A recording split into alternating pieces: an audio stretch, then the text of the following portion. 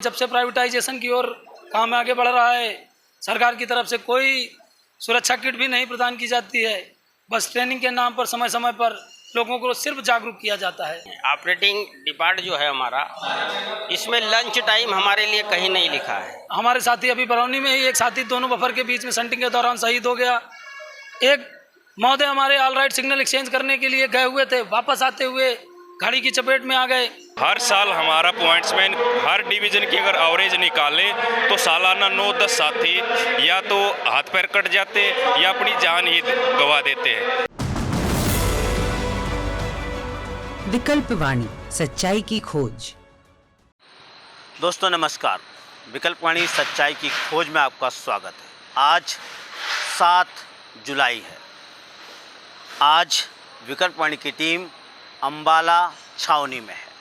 यहाँ all India pointsman association जो भारतीय रेल में बहुत ही महत्वपूर्ण भूमिका अदा करता है, उसका संगठन कई मांगों को लेकर एक महासभा कर रहा है। आज उनके बारे में समझने के लिए और उनकी तकलीफ़ों को आप तक पहुंचाने के लिए विकल्प वाणी टीम यहाँ पहुंची है। उनकी 2 मांगें हैं।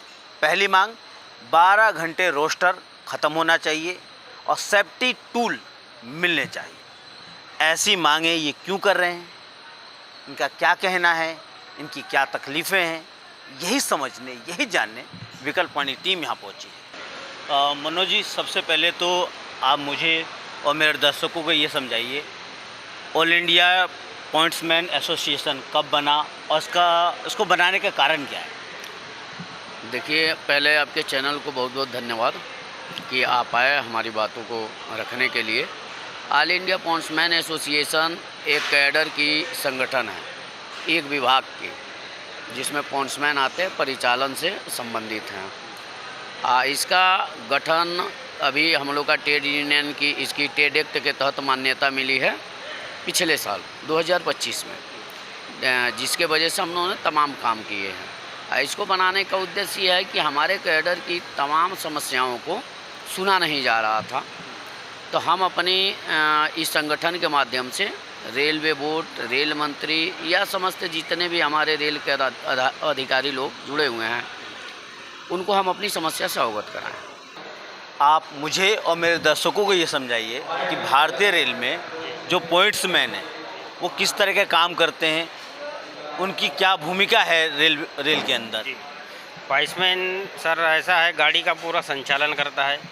गाड़ी को इस लाइन से उस लाइन ले जाना, गाड़ी स्टेबलिंग करना, यार्डों में जो माल लोडिंग अनलोडिंग जो होता है वहाँ पे पॉइंट्समैन अपना गाड़ी ले जा के लगाता है। उसके बाद में गाड़ी का अनलोडिंग लोडिंग होता है और ये लाइन से वो लाइन इंजन लेके जाना। कुछ ओइची जो है, ओइची का कार्य होता है, उस टावर वैगन को इस लाइन से उस लाइन पर ब्लॉक देने के लिए लेके जाना। कुछ मशीन के वर्क जो है, फील्ड वर्क जो है, ट्रैक के जो वर्क है, उससे वो मशीनों को भी पॉइंट्समैन अपना इधर से उधर लेके जाता है और गाड़ी को सुरक्षित यात्री निकले, गाड़ी को बावटा एक्सचेंज करता है। उस गाड़ी में कोई हैंगिंग पार्ट या कोई डब्बे में अंगार तो नहीं लगी है या कुछ टेक्निकल ऐसा इशू तो नहीं है, ये पॉइंट्समैन का काम रहता है झंडी दिखाते वक्त। और अगर ऐसा कुछ दिखता है तो स्टेशन मास्टर या विसिल बजाकर गार्ड, ट्रेन मैनेजर साहब का, लोको पायलट का सीटी बजाकर ध्यान आकर्षित करता है, लाल झंडी दिखाता है, जिससे ट्रेन की बहुत बड़ी दुर्घटना रुक सकती है। मुझे एक बात और समझाइए, इस समय भारतीय रेल में कितने पॉइंट्समैन हैं और कितना सरकार द्वारा मान्यता है कि इतने होने चाहिए? देखिए, भारतीय रेल में इस समय लगभग 70,000 के समथिंग पॉइंट्समैन हैं, जो मतलब एक मानक के अनुसार बहुत कम है। हर जोन डिवीज़न में 2-4 हज़ार की कमी है, जिसके वजह से बहुत सारी समस्याओं का सामना करना पड़ता है। और इंडियन रेलवे में जो काम करने वाले पॉइंट्समैन हैं, उनके सामने किस तरह की समस्याएं आ रही हैं? समस्याएं सर, सबसे पहले तो लेकर हमारी कर्मचारियों की घटती हुई संख्या और दिन पर दिन गाड़ियों की बढ़ती हुई संख्या और स्पीड। कभी गाड़ियां हमारी 100 की स्पीड से चलती थी, आज 120, 130 पर हम लोग गाड़ियां चला रहे हैं। हमारी घटती हुई संख्या जो है सबसे बड़ा मुद्दा है हम लोगों का। संख्या बढ़नी चाहिए। जिस हिसाब से काम बढ़ रहा है हमारे लोगों के साथियों की संख्याएं बढ़ाई जाएं। 12 घंटे रोस्टर, इसको हटवाने के लिए आप क्यों डिमांड कर रहे हैं? सर देखिए, ऐसा है कि रेल आज़ादी के पहले की है, तो उस समय क्या था कि पूरे दिन में 24 घंटे में 1-2 ट्रेन चलती थी। आज किसी सेक्शन में या फिर किसी स्टेशन पे दिन भर में 120 ट्रेनें दौड़ती हैं। और फिर हमारा नेचर काल मतलब 12 घंटा ड्यूटी के लिए आप आना जाना तैयारी करना लगभग 14, साढ़े 14, 15 घंटे हो जाता है। तो उसके बाद हमारा जीवन कुछ बचता ही नहीं है, हम अपने परिवार को समय नहीं दे पाते हैं। इस 12 घंटे ड्यूटी के चक्कर में हम भूल जा रहे हैं, हो ही नहीं पा रहा है। ऐसा नहीं है कि सिर्फ हमारी दिन ड्यूटी रहती है, नाइट ड्यूटी भी रहती है। नाइट ड्यूटी में भी बहुत दिक्कत जाती है, नींद नहीं हो पाती। जैसे बच्चे हैं हमारे साथ, दीदी लोगों के बच्चे, इनकी मैरिज हो गई है, तो इनको बच्चे देखना, अपने फैमिली से दूर रहना, बहुत ज़्यादा दिक्कतें जाती है। ऑपरेटिंग डिपार्ट जो है हमारा, इसमें लंच टाइम हमारे लिए कहीं नहीं लिखा है। हमने टिफ़िन हमने देखा कि 5 मिनट मार्जिंग है, गाड़ी दोनों तरफ गाड़ियाँ नहीं है, ऐसा कोई काम नहीं है, तो हम उस समय में लंच करते हैं। और उसी अचानक कोई ऐसा प्रोग्राम आ गया स्टेशन मास्टर के तरफ से, रेलवे की तरफ से, कि आपको ये गाड़ी को यहाँ से यहाँ सेंटिंग करना है, हमें तत्काल कुछ देरी करे, हमें खाना छोड़ के जाना है। मैं ये कहना चाहता हूँ कि जो 12 घंटे का जो हमारा प्रमुख मुद्दा है, ये एक अमानवीय रोस्टर है, और इस अमानवीय रोस्टर को खुद रेलवे बोर्ड ने भी माना है और भारत के श्रम मंत्रालय ने माना है। एक बंदा जो कि हम पॉइंट्समैन जो इस कैडर से आते हैं वो सेफ्टी कैडर है। सेफ्टी कैडर का मतलब होता है कि हर वक्त अटेंशन रहना। अब आप बताइए कि 12 घंटे कंटिन्यू कोई भी आदमी अटेंशन नहीं रह सकता है, तो क्या ये भारत रेलवे या भारत सरकार या भारत रेल की सेफ्टी के खिलाफ खिलवाड़ नहीं है? 12 घंटे जब आदमी अटेंशन नहीं रह सकता है, चौकस नहीं रह सकता है, तो सिर्फ उससे 12 घंटे नौकरी क्यों कराई जा रही है? इसलिए यह रोस्टर को अमानवीय घोषित किया गया। अब हमारा दबाव से विस्तार है रेलवे बोर्ड से कि जिन सेक्शनों में या जिन स्टेशनों पर ये 12 घंटे रोस्टर है, उसे हटाकर 8 घंटे रोस्टर किया जाए। कि ट्रैकमैनों का आमतौर से ट्रैक पे रन ओवर होता है, मौत होती है, यहाँ पे जो पॉइंटमैन हैं उनके साथ भी कुछ ऐसी घटनाएं होती हैं क्या? बिल्कुल, बहुत सही मुद्दा आपने उठाया है। आए दिन ट्रैक पे तो हमारे साथी शहीद हो रहे हैं, ट्रैकमैन साथी। उसी प्रकार हमारे यहाँ संटिंग के दौरान, जो कि एक महत्वपूर्ण अंग है रेलवे का, इंजन को डिब्बे से अलग करना, गाड़ियों को इंजन से अलग करना, हम बीच में घुसकर काम करते हैं। हमारे साथी अभी बरौनी में ही एक साथी दोनों बफर के बीच में संटिंग के दौरान शहीद हो गया। एक महोदय हमारे ऑल राइट सिग्नल एक्सचेंज करने के लिए गए हुए थे, वापस आते हुए गाड़ी की चपेट में आ गए, वो रन ओवर हो गए। इलेक्ट्रिक शॉक लगने की वजह से कभी कभी हम लोग जब गाड़ियाँ ब्लॉक सेक्शन में OHE से अलग करने का काम होता है, जब इलेक्ट्रिक को हम लोग करने के लिए जाते हैं, वहाँ पर भी 25,000 वोल्ट का हम लोगों को सामना करना होता है। ना कोई सेफ्टी इक्विपमेंट होते हैं। जब से प्राइवेटाइजेशन की ओर काम आगे बढ़ रहा है, सरकार की तरफ से कोई सुरक्षा किट भी नहीं प्रदान की जाती है। बस ट्रेनिंग के नाम पर समय समय पर लोगों को सिर्फ जागरूक किया जाता है।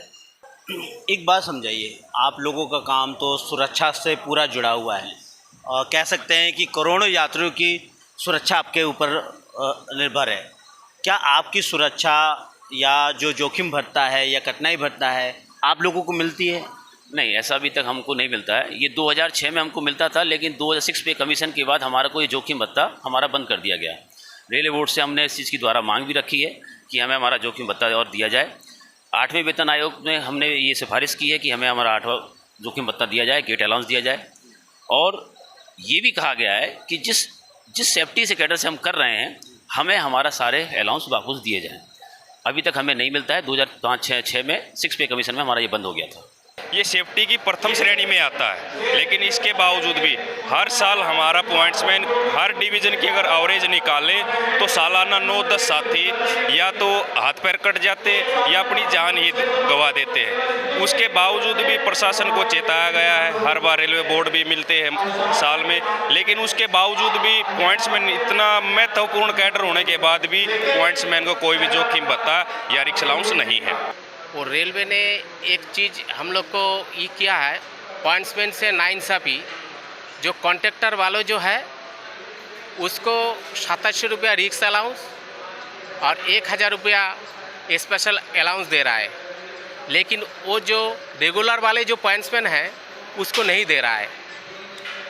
तो हम लोग भी रिक्सी ड्यूटी करते हैं, रेल मानते हैं, लेकिन रेल जो है वो हम लोग को रेगुलर जो पॉइंट्समैन है उसको नहीं दिया जा रहा है। मैंने कई बार देखा है जो ट्रैकमैन में काम करने वाली महिलाएं हैं उनके लिए टॉयलेट्स की प्रॉब्लम होती है, वो भी आप लोगों के सामने है? वो भी प्रॉब्लम रहती है क्योंकि हम लोग को साइडिंग में जाना पड़ता है, 2-2 3-3 घंटे वहाँ पर रहना पड़ता है और वॉशरूम जाने की कोई व्यवस्था नहीं रहती, ना पीने का पानी भी नहीं रहता है वहाँ पे। हर दिन ऐसी समस्याएं होती है और नाइट ड्यूटी में तो ज़्यादा प्रॉब्लम होती है। पूरा सुनसान एरिया रहता है और साइडिंग में जाके काम करना पड़ता है। सुनसान में तो आपको जंगल में भी भेज देते हैं जहाँ काम करने? साइडिंग में सुनसान ही रहती है ना सर, साइडिंग शांत ही रहती है और नाइट में कहाँ चहल पहल रहेगी वहाँ। नाइट में तो साइडिंग में रैक निकालने जाना ही पड़ता है। आप लोगों को अलग अलग भेजते हैं कि 2-4 लोगों के ग्रुप में भेजते हैं? 2 लोग रहते हैं, पर अगर कभी कभी जैसे कोई छुट्टी चला गया, कोई बीमार है तो 2 लोगों में काम करना पड़ता है, काम ज़्यादा होता है तब तो अकेले भी जाना पड़ता है। तो सुरक्षा का बहुत कह सकते हैं कि खतरा होता है ना आप लोगों के साथ? बहुत खतरा होता है और 2 लोग भी रहते हैं, तो एक साइडिंग के अंदर रहता है और एक हैंड पॉइंट में रहता है। तो जो हैंड पॉइंट में भी रहेगा उसको भी प्रॉब्लम है और जो साइडिंग के अंदर रहेगा उसको भी प्रॉब्लम है, यानी कि नाइट ड्यूटी में प्रॉब्लम ही रहती साइडिंग के अंदर जाने में। क्या आप लोगों की सुरक्षा के लिए जो उपकरण हैं, चाहे वो हेलमेट की बात हो या जूते की बात, वो सबको मिलते हैं क्या? सुरक्षा के माध्यम से हमको सेफ्टी इक्विपमेंट मिलने के लिए रेलवे बोर्ड ने लेटर निकाल दिया है और कई जोन या डिवीजनों में सेफ्टी शूज वगैरह और हेलमेट वगैरह मिलने लगे हैं। समस्या यहाँ आती है कि जो सेफ्टी शूज या सेफ्टी जो हेलमेट मिल रहे हैं उनकी क्वालिटी कुछ कमज़ोर है। इस बारे में बात गई है और डिवीजनों में हुआ है बातें, ये चीज़ मेंटेन हो रही हैं और दूसरे दोबारा टेंडर देकर अच्छी क्वालिटी से लिए जा रहे हैं। आमतौर से रेलवे के अंदर प्राइवेटाइजेशन का बड़ा जोर है, बहुत सारे काम कॉन्ट्रैक्ट पे जा रहे हैं। क्या पॉइंटमैन के भी काम कॉन्ट्रैक्ट पे गए हैं, ठेके पे रखे गए हैं लोग? जी, अभी इसी साल पॉइंट्समैन को रखा गया है प्राइवेटेशन करके। उसमें कि जो प्राइवेट से पॉइंट्समैन को नियुक्त किया गया है तो उनको जोखिम भत्ता दिया जा रहा है, जो परमानेंट फिक्स है उसे नहीं दिया जा रहा है। ये तो 2 तरफा प्रशासन के द्वारा ये कार्य की जा रही है, ये गलत कार्य है। प्रशासन को जोखिम भत्ता जो परमानेंट अपना पॉइंट्समैन पोस्टेड है उसे भी देना चाहिए, रिस्क अलाउंस, क्योंकि रिस्क का काम वो भी करता है। अब पहली बात कि जो प्राइवेट आदमी आएंगे वो उतनी जिम्मेदारी से थोड़ी काम करेंगे जो एक पोस्टेड आदमी काम करेगा। तो ये प्रशासन द्वारा गलत कार्य किया जा रहा है, ये प्राइवेटेशन तो बंद कर देना चाहिए। नई नियुक्तियाँ कराए, आरआरबी से कराए, आरआरसी से कराए। जैसे नए लोग आएंगे तो उनके ऊपर एक जिम्मेदारी रहेगी, वो अपने जिम्मेदारी से भाग नहीं पाएंगे और अब ये सुरक्षा को ध्यान में रखते हुए एकदम सुरक्षित संचालित करेंगे और ये जो भी पॉइंट्समैन का कार्य है वो सुरक्षा के देश से अच्छे तरीके से करेंगे। एक सवाल और आखिरी सवाल है मेरा, आने वाले दिनों में आपका संगठन पॉइंट्समैन के लिए क्या क्या कदम उठाने वाला है उनके अधिकारों के लिए? हमारे संगठन ने 8वें वेतन आयोग को बहुत सारे पॉइंट दिए, जिसमें से प्रमुख मुद्दा हमारा है कि हमारा जो ग्रेड पे स्ट्रक्चर है वो लेवल 6 तक जाना चाहिए और जो हमें गेट अलाउंस, रिक्स अलाउंस और संटिंग अलाउंस जो हमारे भत्ते कट ऑफ हो गए थे उनकी डिमांड की है। हमने ड्रेस कोड चेंज करने के लिए डिमांड की है, हमने अपने इक्विपमेंट को सुधार करने की मांग की है और सेफ्टी कैडर होने के नाते इसे प्राइवेटेशन में नहीं दे सकते, जान जोखिम में किसी की नहीं डाल सकते, इसको कम करने के लिए डिमांड की है। दोस्तों, भारतीय रेल में यात्रा करने वाले करोड़ों यात्रियों की सुरक्षा संरक्षा के नज़रिए से पॉइंट्समैनों की मांग जायज़ लगती है। करोड़ों यात्रियों की सुरक्षा के लिए ज़रूरी है पॉइंट्समैनों से 8 घंटे ही काम लिया जाए। ये सुरक्षा और संरक्षा में काम करते हैं, इसीलिए इन्हें जोखिम और कठिनाई भत्ता भी मिलना चाहिए, इससे वंचित नहीं करना चाहिए। खासकर महिला पॉइंट्समैनों के लिए शौचालय, रेस्ट रूम अलग से होना चाहिए, लेकिन नहीं है। रात या दिन में अकेले जंगल या सुनसान जगहों पर काम करने के लिए भेजना सही नहीं है। भारतीय रेल प्रशासन और सरकार को इनकी मांगों पर विचार करना चाहिए और सिर्फ विचार ही नहीं करना चाहिए, इनकी मांगों पर एक्शन लेना चाहिए और उन्हें पूरा करना चाहिए। इसके बारे में आप क्या सोचते हैं, आप क्या समझते हैं, कमेंट कीजिए और देखते रहिए विकल्पवाणी सच्चाई की खोज।